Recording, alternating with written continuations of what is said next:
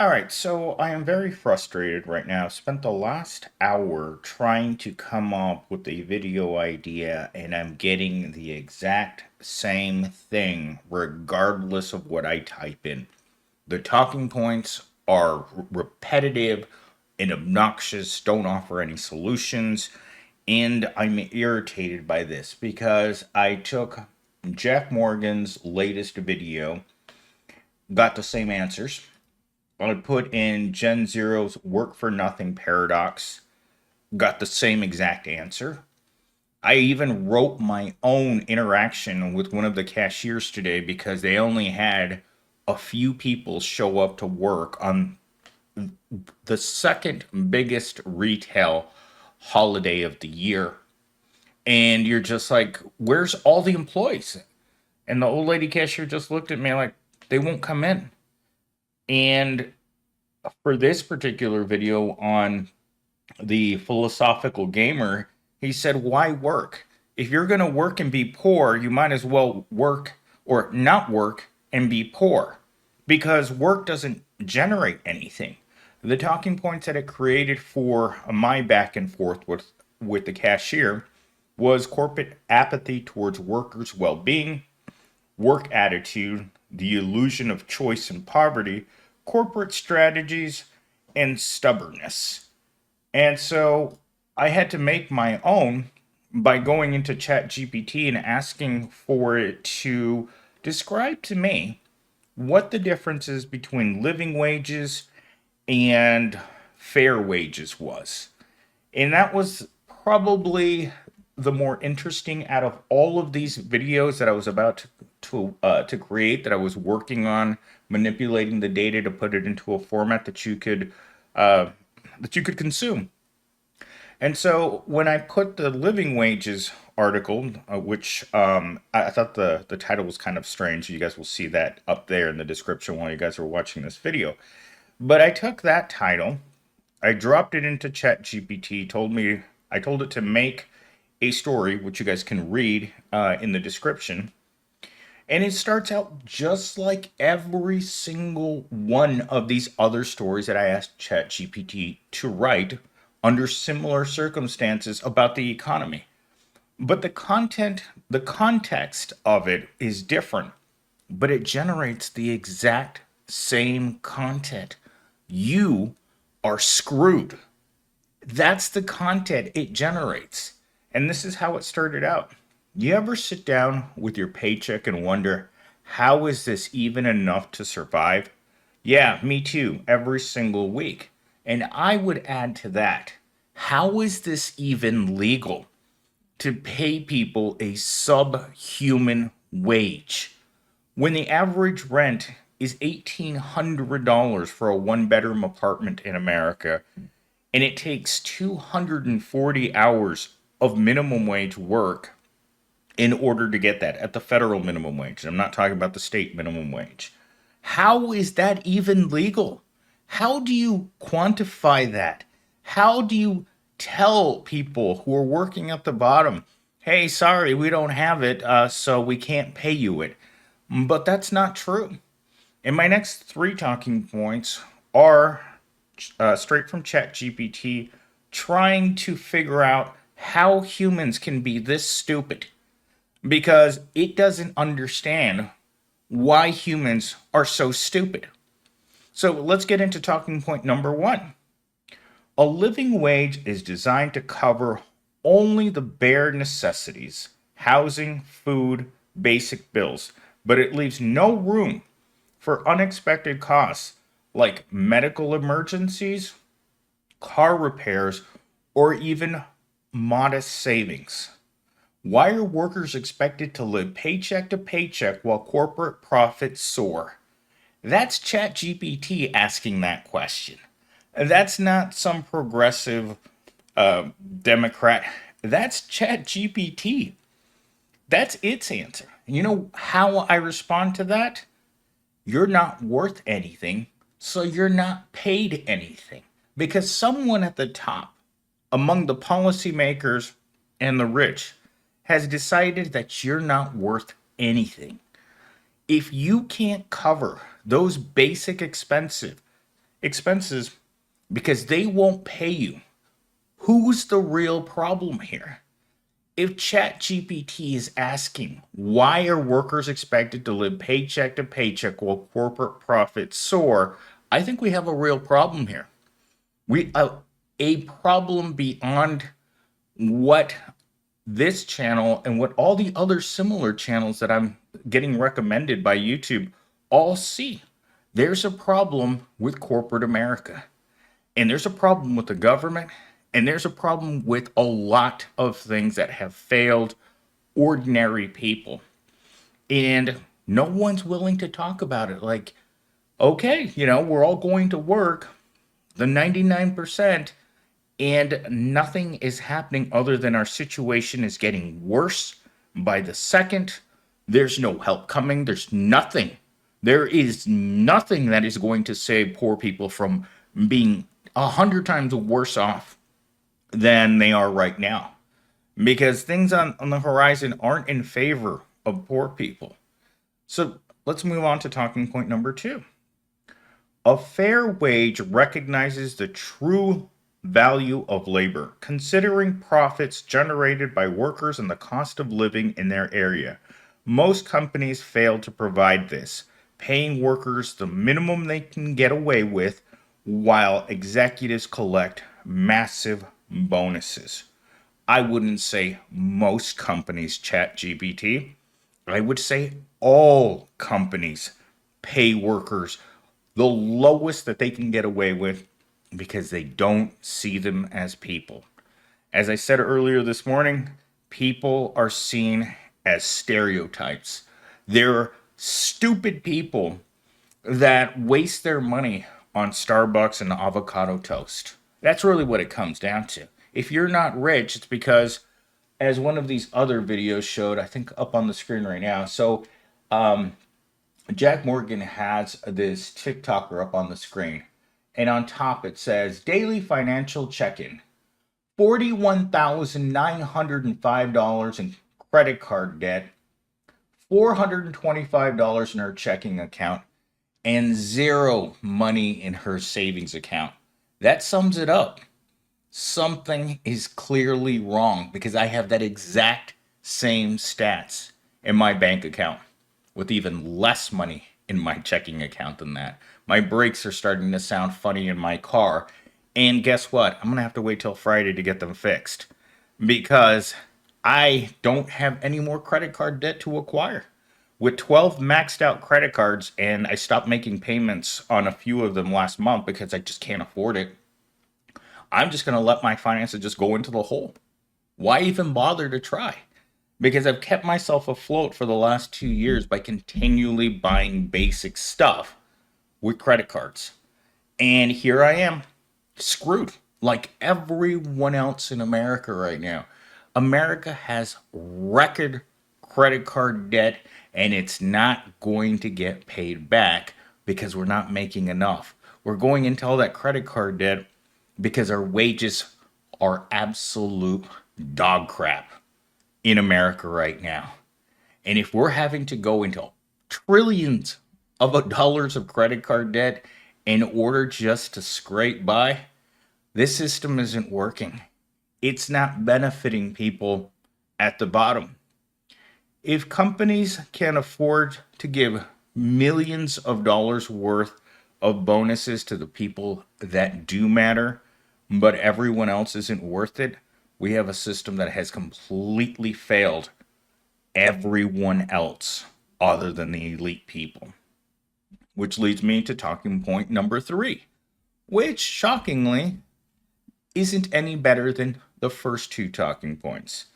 The federal minimum wage in many countries, including the US, has stagnated for years, falling far behind inflation and rising living costs. In practice, it's a poverty wage, not a living or a fair one. Who benefits from keeping wages low, and why hasn't the system been updated to reflect the reality of modern living expenses? A class of society that is far removed from daily struggles has made those decisions. People that don't understand how poor people live. Hell, We're not even talking poor people. While I was looking for material to make this video, I started noticing a trend of videos where $100,000 a year isn't enough for most people anymore because the value, the buying power of your paycheck is abominable. It is absolutely the worst it's been in history. And this is something I've been saying for years now because my wages haven't gone up in 3 years, but the cost of everything else has. Meaning that what I was making 3 years ago, I'm expected to buy the same, I'm expected to pay the same bills for with the same wage from 3 years ago when everything has doubled or tripled. You're talking about rent, which 5 years ago was around $500, is now $1,800. Groceries are triple the expense that they were a few years ago. Everything has gone up except for wages. And every single video that I make with research from other videos, from transcripts from other YouTubers, shows the exact same answer every single time that I make a video. Wage stagnation is a major problem that is occurring in America. And guess what? I didn't hear a single politician in the entire race to elect a new president talk about wage stagnation. Not a single person in the mainstream media is talking about that.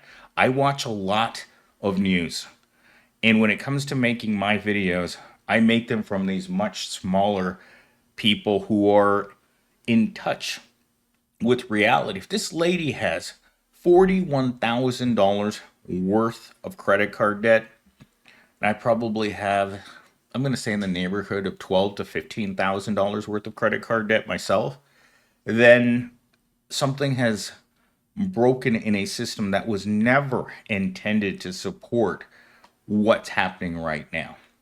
And corporations, they know that people are struggling. And every single article that I read shows that the corporations don't care to the damage that they're doing to society. In fact, one of the videos that I was working on actually said that the corporations are willing to let the system burn down before they're willing to change anything about it. They're literally will watch it burn before they would let anyone change the way that the system is working. This is actually a paragraph from what ChatGPT wrote when I put in my own paragraph. So yeah, maybe they'd rather burn it all down than let us win. But here's the thing about fires.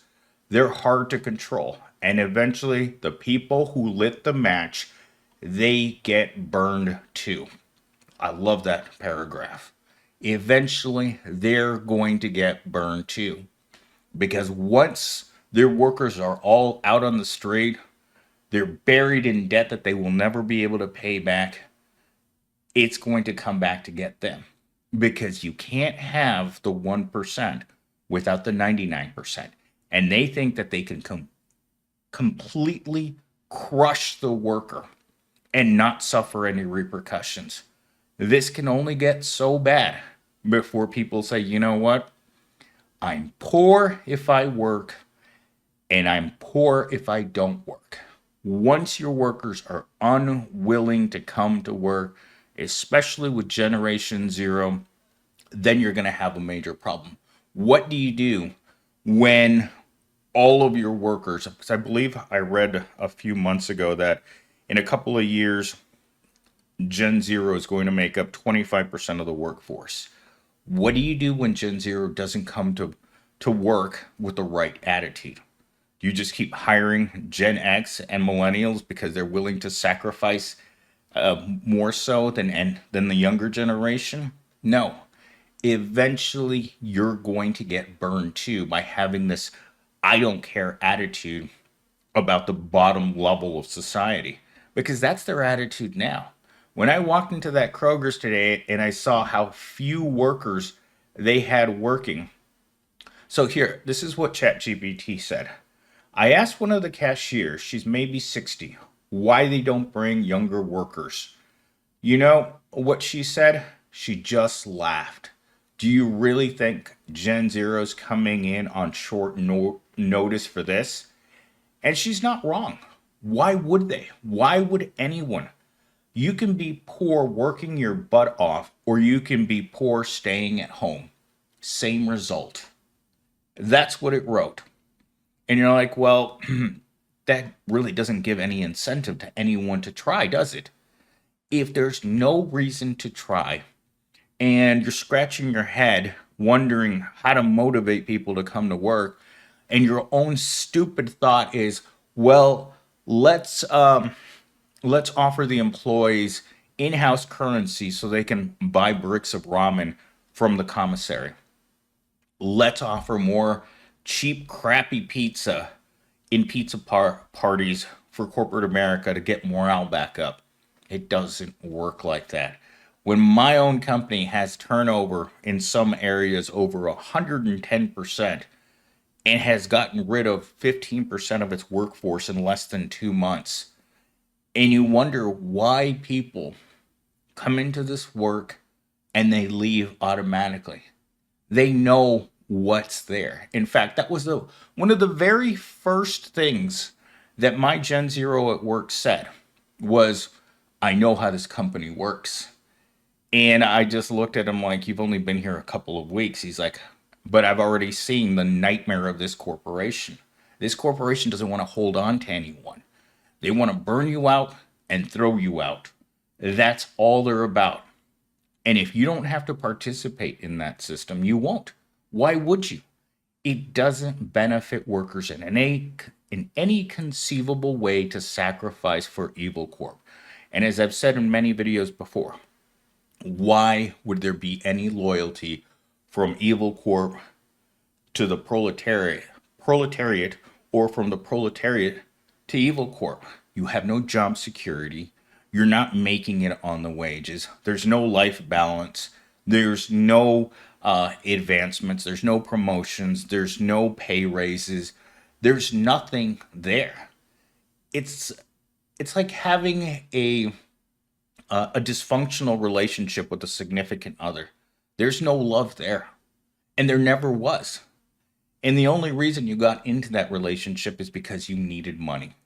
That was the only reason that you decided to bump uglies with an evil corporation, because you needed it. And when you think about desperation on the behalf of poor people, it's still not enough. They still want you to wallow around in the mud for them for an entry level job. And so you get to a point where, what are you supposed to do? You just throw your hands up at a system that clearly doesn't like workers. And it never has. It has just never gotten to the point that things are now. I've been looking for a job for over 3 months, and it's very common to hear that from people like you who are out there struggling like you wouldn't believe. Something that came up today in the live stream was, poverty is an equal opportunity employer. That's why there's more women on my channel. My channel for a long time was strictly angry young men who aren't getting any.